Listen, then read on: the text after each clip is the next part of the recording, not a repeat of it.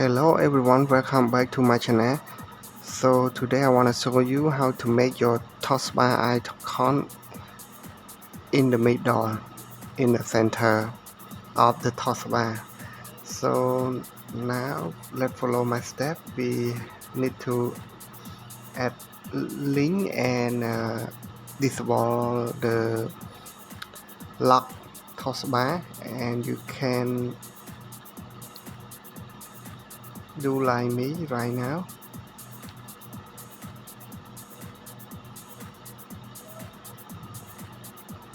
Okay, we want to pull like that, so I think it made off.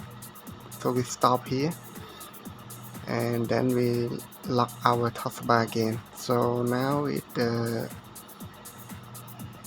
icon is in the middle or in the center of the taskbar already. Okay, if you want to add another icon, you can pull it and drop here.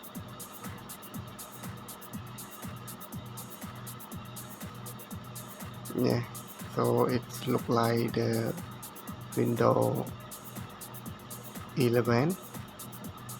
Thank you everyone.